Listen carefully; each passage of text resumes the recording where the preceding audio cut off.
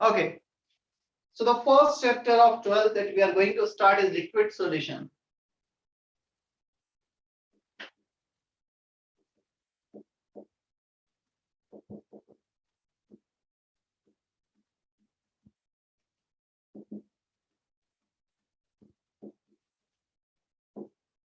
Whenever we say solution, solution means it is a mixture of two or more than two substances. यदि हम minimum two substances लेंगे, so out of these two substances, one will be called as solute and another will be called as solvent. एक को solute कहा जाएगा, एक को solvent कहा जाएगा. Solute by definition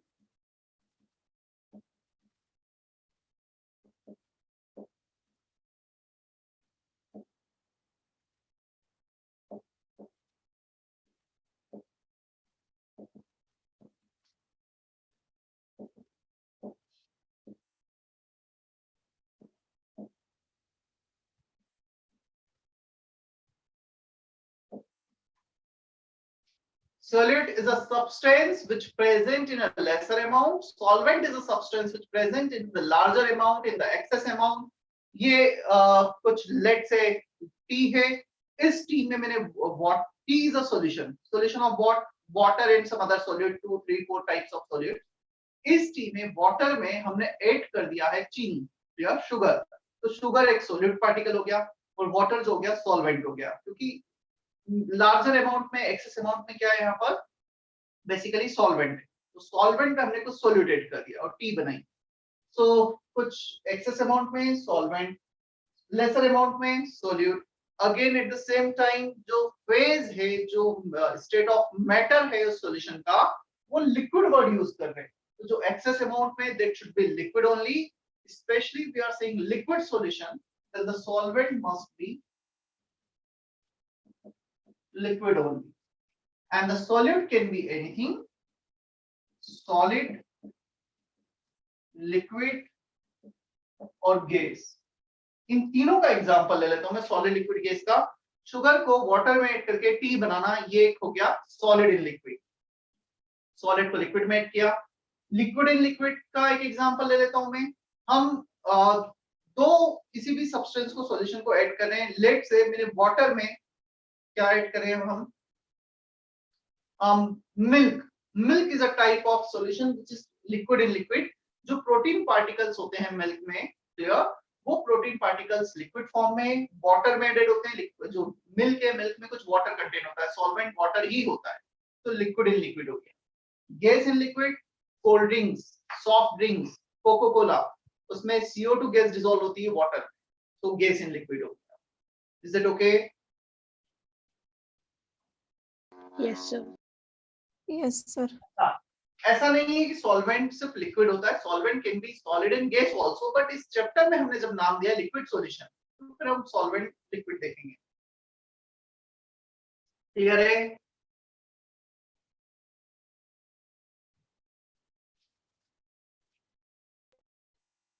अच्छा, इस चैप्टर का वैसे कंप्लीट नेम है liquid solution and colligative property. चाहो तो पूरा नाम लेता हूं. And colligative properties. मैं तुम्हें थोड़ा सा ब्रीफ कर देता हूँ चैप्टर के बारे में. हमें करना क्या है. सलोनी का क्वेश्चन था, सर क्या हम इसी सेम नोटबुक में कंटिन्यू करें? Yes, you can continue in the same notebook. यहाँ पे 11th 12th ऐसा कुछ फर्क नहीं पड़ता ना. हम पढ़ रहे हैं नीट का सिलेबस, चाहे 11th का और 12th का, कोई डिफरेंस नहीं आएगा. So we are studying syllabus of NEET. तुम 2-3 पेज, 1-2-3 पेज छोड़ दो ताकि उसमें बाय चांस कुछ कंटेंट ऐड करना रहा, उसके बाद सॉल्यूशन चैप्टर स्टार्ट कर. क्या?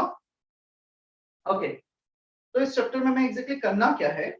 हमें लिक्विड सॉल्यूशन हमने देखा, सोल्यूट होंगे यहाँ पे, may be 1 solute, 2 solute, more than 2 solutes. मतलब एक ही सोल्यूट एक सॉल्वेंट है, तो we call it binary solution. The word bi means to.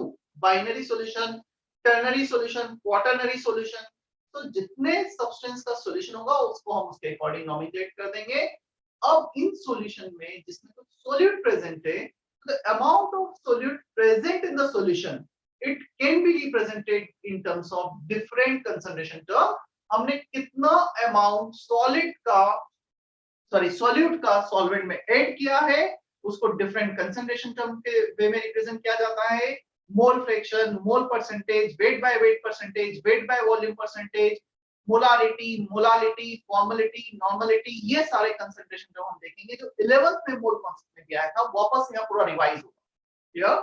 तो वो वाला पार्ट वापस यहाँ पे रिवाइज हो जाएगा और मैं ये ट्राई करूंगा लिक्विड सॉल्यूशन खत्म होने तक पूरा मोल कॉन्सेप्ट एक बार वापस से मैं रिवाइज करा दूं। वो मोल कॉन्सेप्ट जब रिवीजन का टर्म आए लास्ट तक तो चीजें ऑफलाइन हो जाएं। क्लियर? तो हमारा मोल कॉन्सेप्ट हो जाएगा लिक्विड सॉल्यूशन के साथ साथ। क्लियर? ये तो हो गया कंसंट्रेशन वाला पार्ट। इसके बाद हम आएंगे वेपर प्रेशर पर। जब भी हम लिक्विड सॉल्यूशन की प्रॉपर्टी को ऑब्जर्व कर रहे होंगे, maximum of the properties depends on vapor pressure, how liquid is vaporizing, how the liquid from the solution is vaporizing, converting into vapor phase. हमने एक वेसल लिया, काफी सिंपल सा प्रैक्टिकल सा एग्जांपल हम ऑब्जर्व कर सकते हैं। बॉटल ले लो, क्लियर?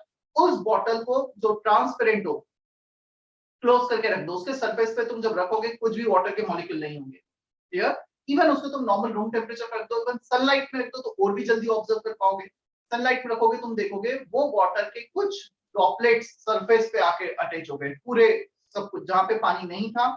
मैं एक एग्जांपल लेता हूँ, रुको बॉटल लेके बताता हूँ मैं तुम्हें।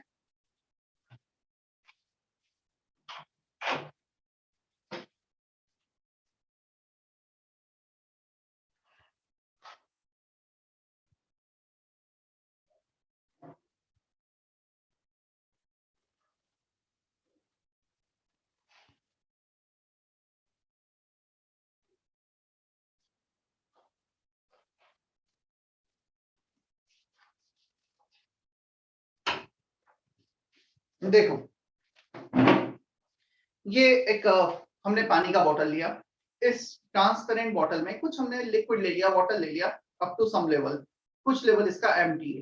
यदि मैं इस बॉटल को कुछ टाइम यहाँ पे रख दूंगा या कुछ प्रॉपर ऑब्जर्वेशन लेना है, थोड़ा सा सिग्निफिकेंट ऑब्जर्वेशन लेना है, मैंने इसको सनलाइट में रख दिया। जैसे ही सनलाइट में रखा, इनिशियली इसके सरफेस पे मुझे वाटर मॉलिक्यूल्स नहीं दिख रहे थे, कुछ टाइम बाद सरफेस पे वाटर मॉलिक्यूल्स दिखेंगे।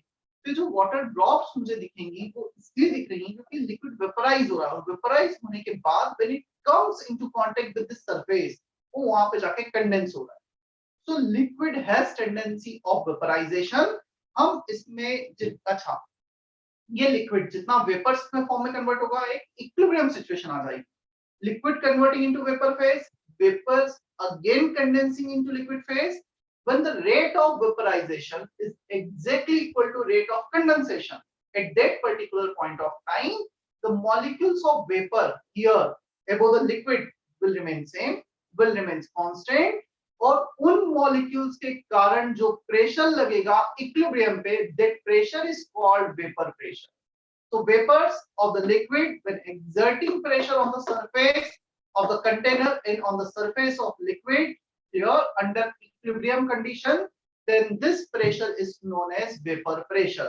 तो पूरा का पूरा चैप्टर वेपर प्रेशर पर डिपेंड है। हम वेपर प्रेशर डिफाइन करेंगे, किन फैक्टर्स पे वेपर प्रेशर डिपेंड करता है वो हम देखेंगे, and then the properties related to vapour pressure, how vapour pressure is changing on addition of solid particle in the solvent, कैसे वेपर प्रेशर को मेजर करना है, कैसे वो चेंज हो रही है, कैसे आइडियल सॉल्यूशन बन रहा है, कैसे नॉन आइडियल सॉल्यूशन बन रहा है मिक्स होने के बाद।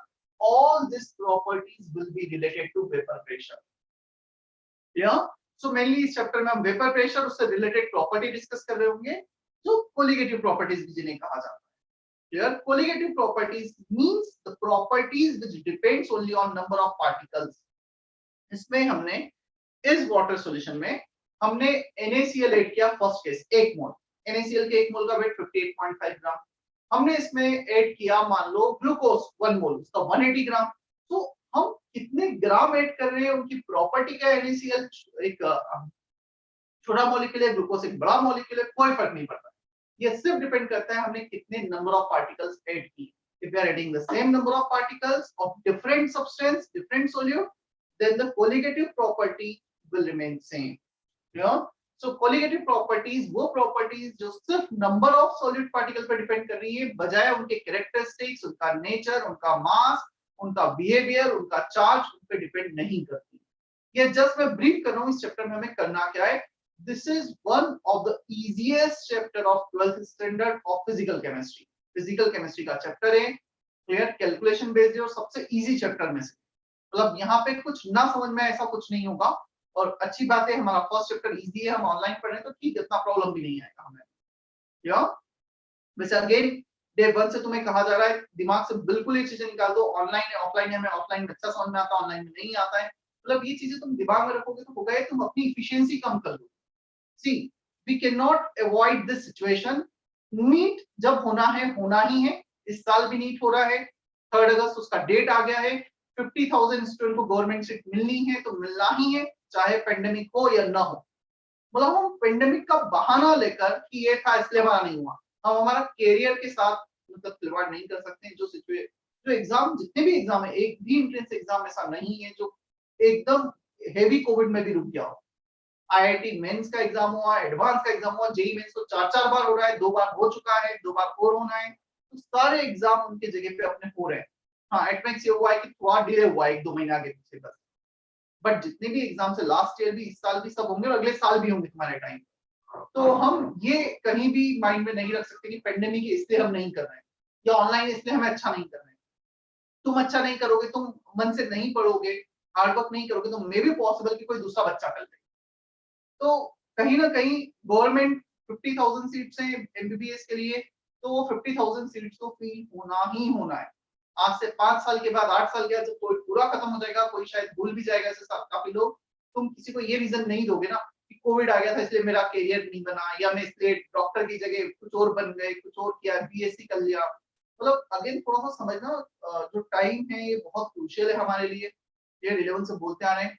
12th का टाइम लास्ट से और भी ज्यादा क्रूशियल होता है क्योंकि एग्जाम और ज्यादा क्लोज आ जाते हैं, एक साल खत्म हो गया, एक साल बचा है हमारे पास, तो जितना हम इनपुट देंगे उतना ही डेफिनेटली हमें फाइनली आउटपुट मिलना है। तो थोड़ा सा मतलब बजाय इन चीजों के कुछ एक्सप्लेनेशन देने के, रीजन देने के, हम अपने टाइम का बेस्ट यूटिलाइजेशन करें। हाँ, तुम्हें लगता है कि टीचर की तरफ से तुम्हें ये हेल्प की रिक्वायरमेंट है या हम ऐसा हम कर सकते हैं तो बेटर होगा, तो डेफिनेटली तुम हमें सजेस्ट कर सकते हो, क्लियर। वैसे जितना हम करेक्ट मॉडिफाई करेक्शन कर सकते थे ऑनलाइन टीचिंग को, जितना कर रहे हैं और ट्राई कर रहे हैं कि कनेक्टिविटी भी बनी रहे, क्लियर। इवन थोड़ा भी मान लो ये और भी 2 वीक की जगह 4 वीक 5 वीक भी चलता है ऑनलाइन, तब भी ऐसा नहीं कि तुम्हें तुमसे कांटेक्ट में नहीं रहेंगे, तुम्हें सेंटर भी बुलाया जाएगा, कुछ बच्चे को जैसा पहले भी बुलाया गया था। मतलब मीनवाइल किसी न किसी वे में टच में रहेंगे, लेक्चर नोट्स वगैरह तुम्हारे देखे जाएंगे, तो लेक्चर नोट्स प्रॉपर तुम्हें सभी को बनाना भी, क्लियर। तो बजाय ये रीजनिंग देने के कि ये रीजन है इसके कारण ऐसा नहीं हुआ, हम फोकस करेंगे हमें इसमें बेस्ट पॉसिबल हम क्या कर सकते हैं। यार इवन लास्ट ईयर पेंडेमिक में नीट का एग्जाम हुआ था और सारे साल कई सालों का रिकॉर्ड टूटा था, जहां 700 सिर्फ एक बच्चा गया था 2019 तक, 2020 में 50 बच्चे 700 प्लस मार्क्स पे चले गए।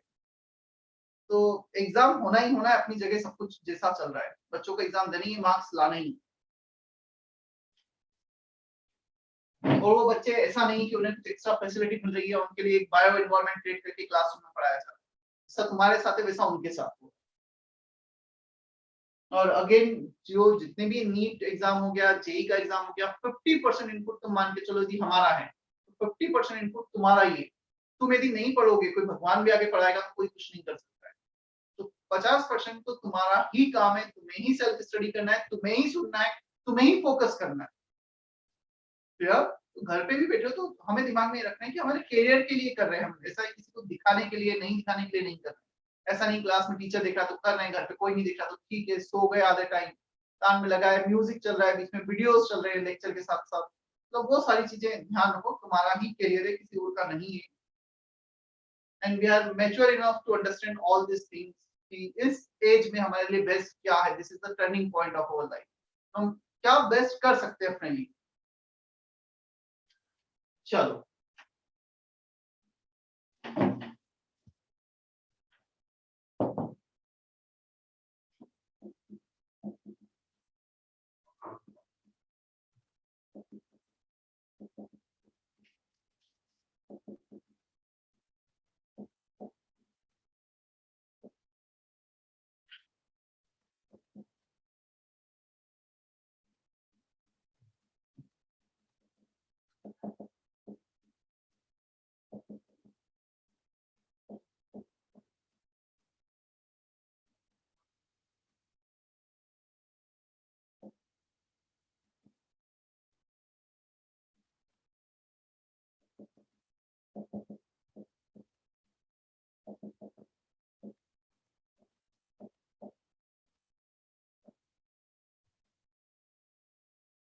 Binary solution, solution of 2 substance. Ternary, solution of 3 substance. Quaternary, solution of 4 substance, and so on. ये टर्म्स यूज किए जाते हैं, हमें पता होना चाहिए.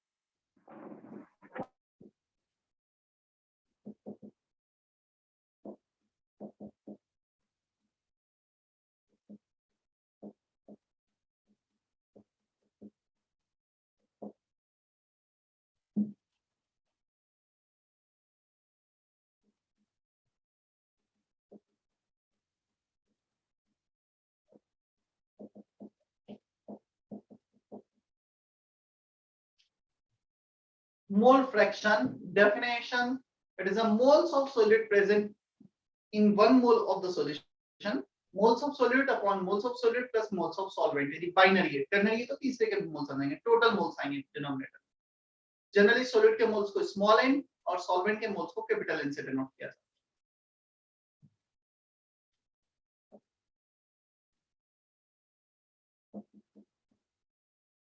Fraction by definition is always out of 1. हमने बोला इसका fraction 0.3 है, मतलब total 1 में से ये 0.3 present.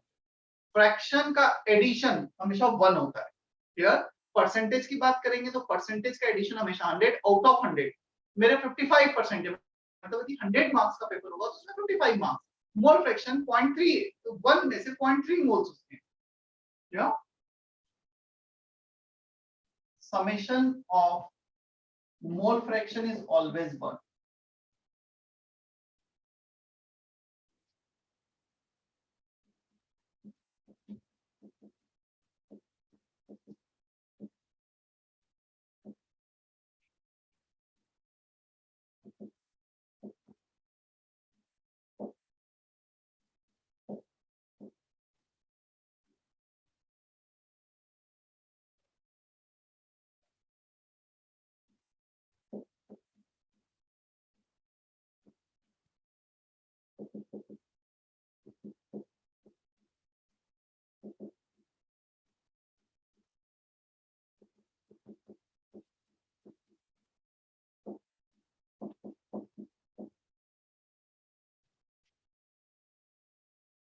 ये आउट ऑफ 1 मोल था, ये आउट ऑफ 100 मोल है. Percentage number of moles of solute present in 100 moles of the solution.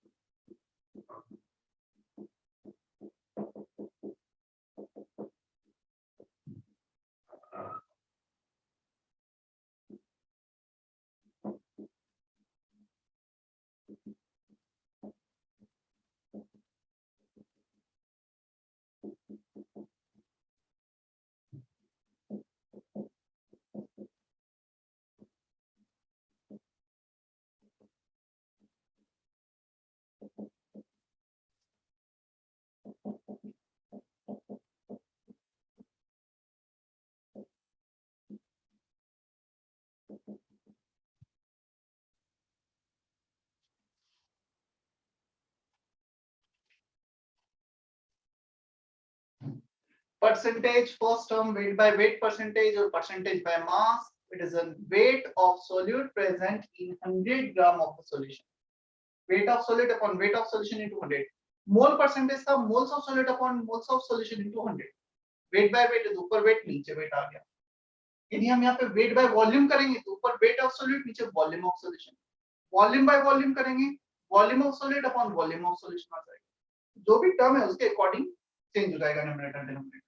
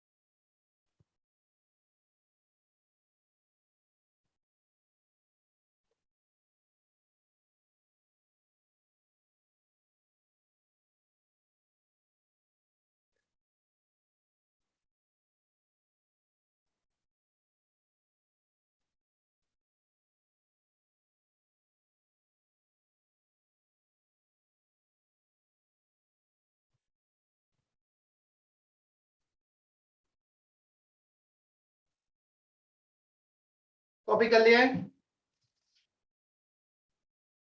Yes, sir. हाँ Yes, सर sir. सर यहाँ पर और यहाँ पर यूनिट इसलिए नहीं लिखे हैं, ऊपर और नीचे सेम टर्म्स हैं, वेट एंड वेट। यहाँ ग्राम ले रहे हो तो यहाँ पे भी ग्राम, यहाँ केजी ले रहे हो तो यहाँ पे भी केजी, तो सेम यूनिट लेना है। यहाँ पे भी सेम यूनिट लेना है।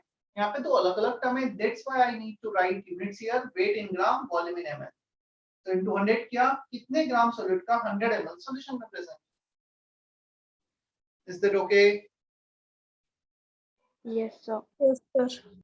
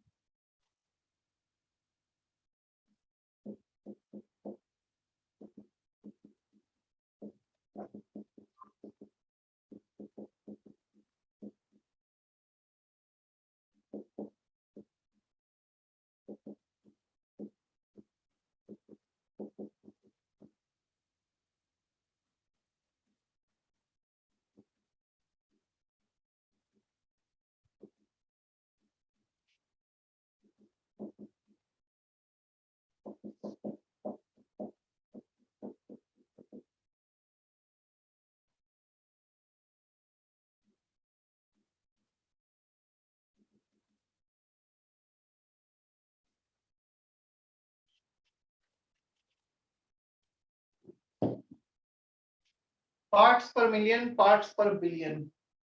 It is a weight of solid present in 1 million gram of the solution. जैसे परसेंटेज आउट ऑफ 100 होता है, पार्ट्स पर मिलियन, 1 मिलियन ग्राम सॉल्यूशन में कितना ग्राम सॉलिड का है। Weight of solid upon weight of solution, बजाय 100 के जो परसेंटेज में मल्टीप्लाई करते थे 1 मिलियन का 10 टू द पावर 6 का मल्टीप्लाई, पार्ट्स पर बिलियन में 10 टू द पावर 9 का multiply. How many gram of solid is present in 1 billion gram of the solution, in 1 million gram of the solution. Is that okay? Yes, yes sir. Generally ये term define होते हैं जब solute बहुत कम amount में होता है solution में। Example, सी water में मिनरल्स का कंटेंट, मैग्नीशियम का कंटेंट, मतलब कुछ ऐसा अमाउंट, ऐसा सब्सटेंस जो बहुत कम अमाउंट में प्रेजेंट है, सॉल्यूशन बहुत ज्यादा और सोल्यूट बहुत कम।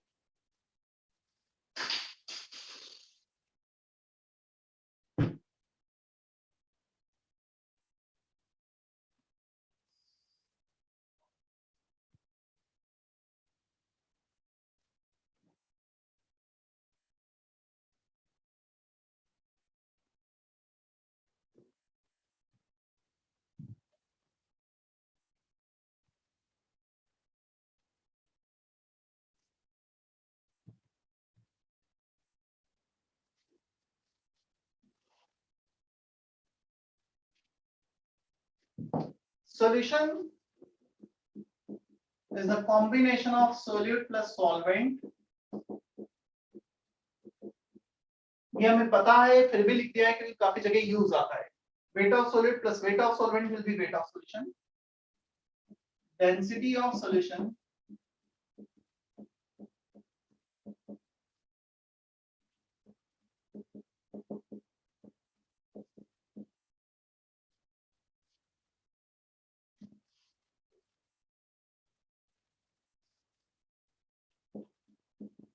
सो हम वॉल्यूम ऑफ सॉल्यूशन कैलकुलेट करना रहा, कहीं पे वेट दे रखा है, डेंसिटी दे रखी, तो वेट बाय डेंसिटी कर देंगे। ये फॉर्मूले जो फ्रीक्वेंटली यूज आते हैं, इसलिए लिखा भी है, हमें पहले से भी पता था, फिर से लिख कॉपी करो इतना। इसके बाद हम और भी कंसंट्रेशन टर्म बाकी है वो नेक्स्ट लेक्चर में करेंगे, फिर कुछ क्वेश्चंस करेंगे उसमें। Is that okay? Yes, sir. Yes, sir. Meanwhile homework में पहले तो संडे के टेस्ट के लिए प्रिपेयर कर लेना, और संडे के बाद यदि टाइम मिलता है तो मोल कॉन्सेप्ट रिवाइज कर लेना अपने एंड से, मतलब एक बार नोटबुक वगैरह से कर लेना, ठीक है? क्योंकि मोल कॉन्सेप्ट खत्म होते होते मोल लिक्विड सॉल्यूशन खत्म होने तक, या मतलब कुछ बीच में कुछ बाद में मोल कॉन्सेप्ट पूरा रिवाइज करो।